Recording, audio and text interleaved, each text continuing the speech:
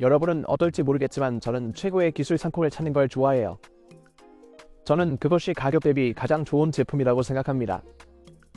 저는 제 예산 내에서 최고의 성능을 얻고 싶습니다. PC에 대한 예산이 $1,500 정도라면 엄청난 성능의 워크스테이션을 구입할 수 있습니다. 누군가는 이것을 게임용 PC라고 부릅니다. 제가 이 제품을 워크스테이션이라고 부르는 이유는 가격이 맥북에어와 비슷하고 거의 모든 면에서 훨씬 더 우수하기 때문입니다. 업그레이드도 가능합니다.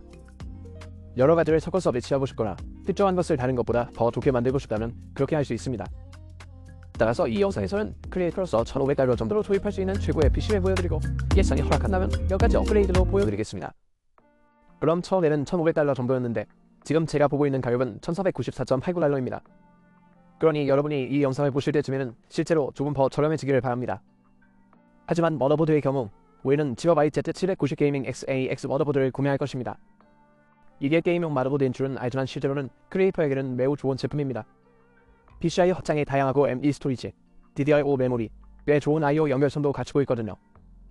여기 당신이 원하는 모든 것이 다 들어있습니다. 사실 이 가격대에서 이보다 더 좋은 것은 없습니다. 이제 CPU에 대해만 4700K를 사용하겠습니다. 달러, 다양한 플랫폼의 CPU에 대해 이야기하기 전에 꼭 알아두어야 할 매우 중요한 사항입니다. 이 영상을 촬영한 이후 인텔 플랫폼에서 문제가 조금 발생했습니다. 저는 이 영상을 인텔과 AMD를 비교하는 종류의 토론으로 만들고 싶지 않습니다. 오히려 제작자에게 가장 좋은 옵션을 알려드리고 싶습니다. 그러니 가장 먼저 이 문제가 무엇인지, 무슨 일이 일어나고 있는지 모르겠다면 이 문제에 대한 제 영상을 꼭 시청해보시길 바랍니다. 두 번째로, 문제를 해결하는 방법을 모르거나 해당 문제에 대한 최상의 지원을 받는 방법을 모르는 경우 문제가 발생하면 해당 문제도 확인해보는 것이 좋습니다. 그러면 자신이 무엇에 뛰어드는지 알 수 있을 겁니다. 세 번째, 영상을 공개한 이후 아예 설명에 있는 런면 링크도 업데이트하여 AMD 플랫폼 대안도 알려드리고자 합니다. 영상에서 언급하지는 않았지만 아래 설명에 AMD 플랫폼 옵션에 대한 링크가 포함되어 있습니다. 변하는 것은 마더보드와 CPU뿐이다. 아마도 램일 수도 있겠지만 이 영상에 나오는 나머지 모든 부분도 여전히 여러분과 관련이 있습니다. AMD를 선택하는 장점은 불안정성 문제가 보고되지 않았다는 점이며 아마도 램 지원이나 램 속도 지원 IMC가 약간 낮을 수 있습니다. 플랫폼이 조금 더 오래 지속되므로 업그레이드 경로도 훨씬 더 좋아질 것입니다.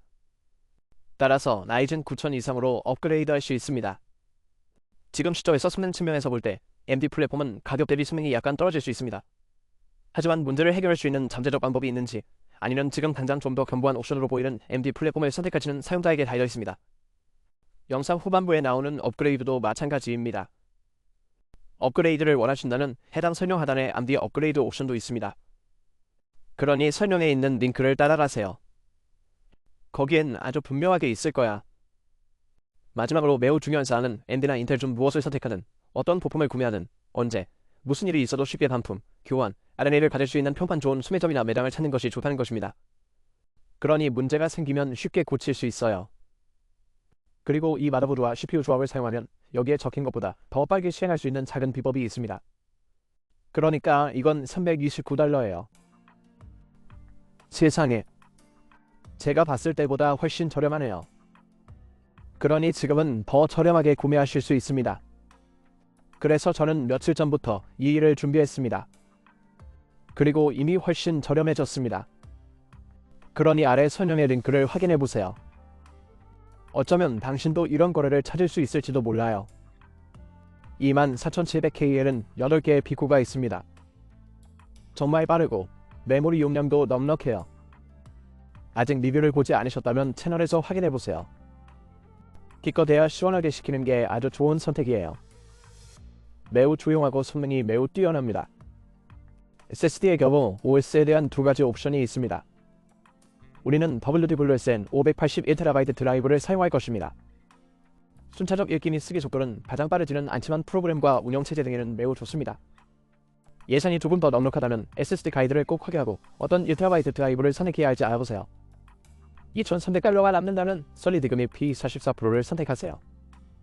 하지만 이 시점에서 저는 여러분께 돈에 걸맞는 최고의 성능을 제공하려고 노력하고 있습니다. 그리고 이것이 프로젝트 추진의 전부가 될 겁니다. 우리는 팀그룹의 카우드에 이어 Z340을 사용할 예정입니다. 운전도 아주 좋았어요. 이제 드랜이 탑재되어 연속 읽기 및 쓰기 속도가 약간 더 빠르지만 테라바이트급 쓰기 사용도 매우 높습니다. 저는 이 추진력에 대해 이미 많은 이야기를 했습니다. 다른 드라이브 중 일부에 대한 아주 좋은 옵션입니다. 저는 팀그룹의 Z440을 사용할 예정입니다. $75에 아주 좋은 선택이에요. 램의 경우 코어세어 벤전스의 5600MHz 램 64GB를 사용하겠습니다. 그리고 64GB를 만드는 것은 정말 좋은 적정 수준입니다. 그만큼 필요한지 알 수 있을 만큼 많지는 않지만 32GB보다 확실히 낫습니다. 그러면 병목 현상이 발생하고 $1,500가 됩니다. 이렇게 하면 64GB의 램을 얻을 수 있습니다.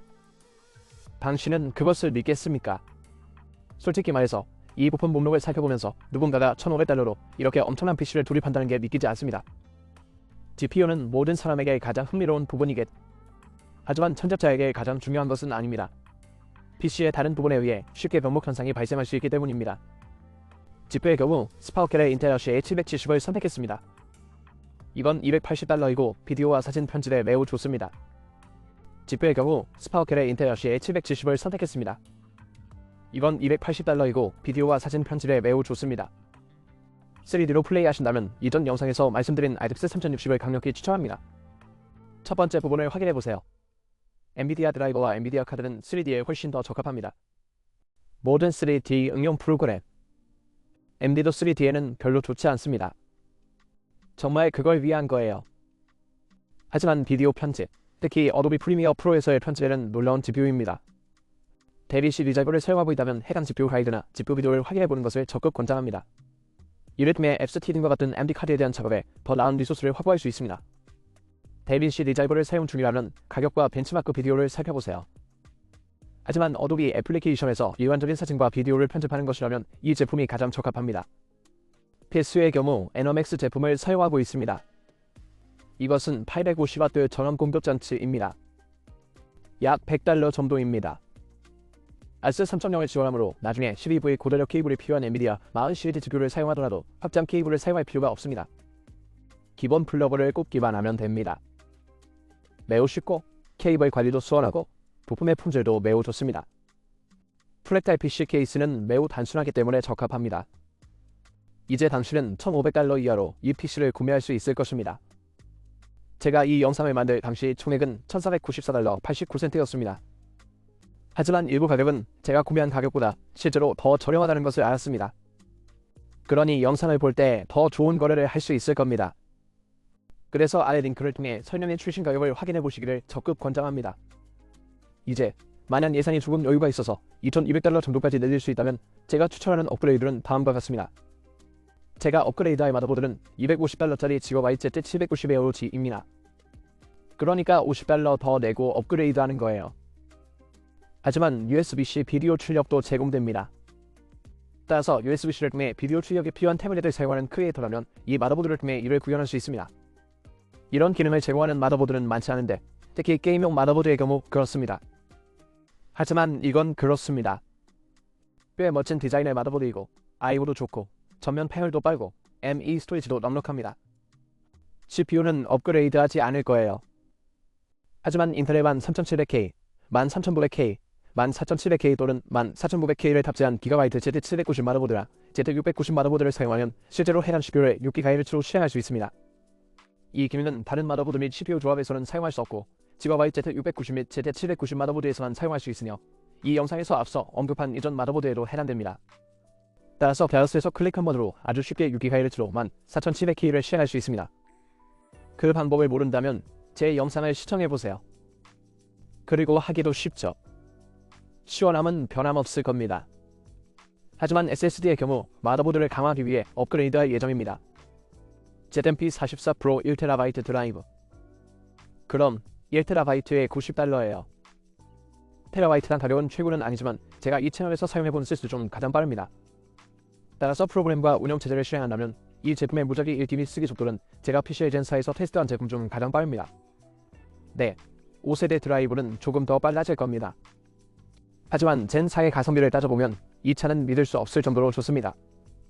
프로젝트 드라이브는 실제로 2TB급으로 업그레이드할 수 있는데 제가 본 웨스턴 디지털 블랙이 가격이 매우 좋았습니다. 이제 카우데이어 Z440의 2TB 버전도 확인해보실 수 있습니다.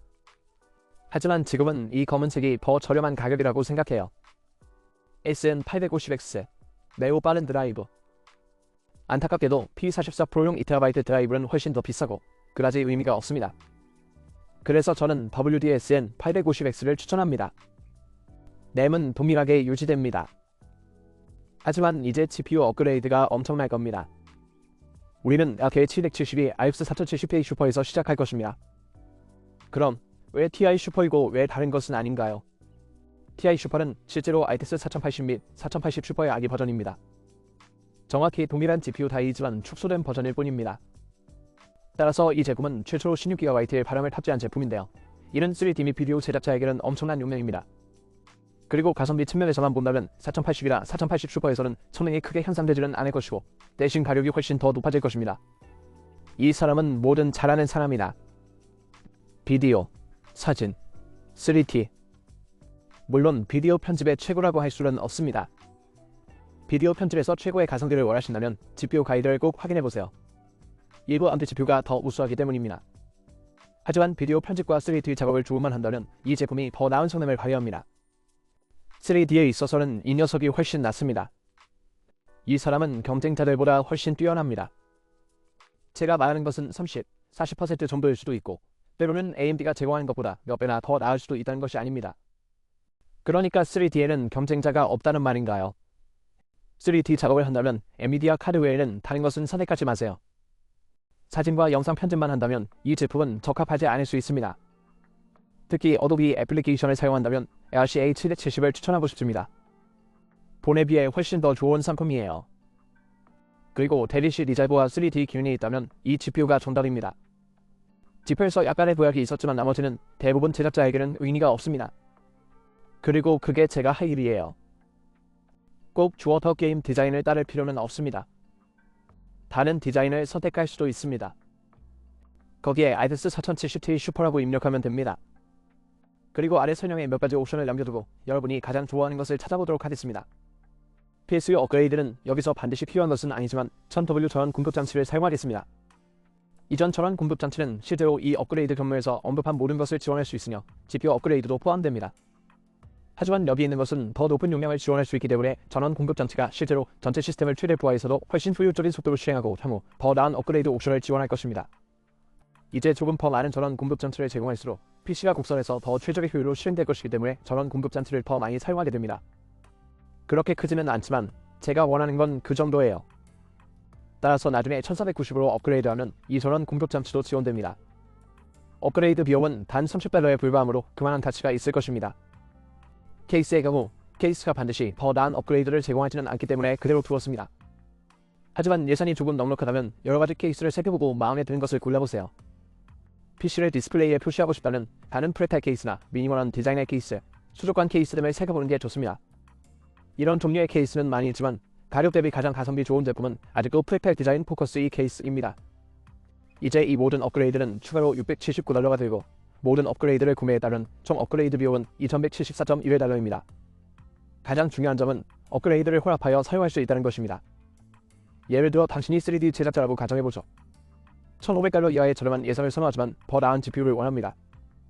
그냥 업그레이드된 GPU를 구입해서 거기에 끼우세요. 그러면 발이 3,000이 되어 줄게요. 아니면 램을 더 원하시면 그걸 넣으세요. 더 나은 CPU를 원한다면 그걸 구입하세요. 더 많은 저장 공간을 확보하세요. 그게 바로 PC 조립의 가장 좋은 점이죠. 여러분은 원하는 것을 섞어서 조합해서 만들 수 있습니다. 아마 영상에서 이 지점까지 왔을 겁니다. 바라건대 그렇지 않을 겁니다. 여러분은 아라인이 이 사실을 알고 계실 거라고 생각합니다. 하지만 만드는 법을 모른다면 제작 가이드, 설정 튜토리얼 등이 있는데 전부 아래 설명에 남겨두겠습니다. 그러니 이전에 PC를 조립해본 적이 없더라도 그냥 따라하면 됩니다. 이 모든 내용은 아래 설명에 연결되어 있습니다. 이건 네 번째 부분의 두 번째 부분이에요. 그러니 해당 영상도 꼭 확인해 보시기를 추천드립니다. 다음 시간에 만나요. 시청해 주셔서 감사합니다. 안녕.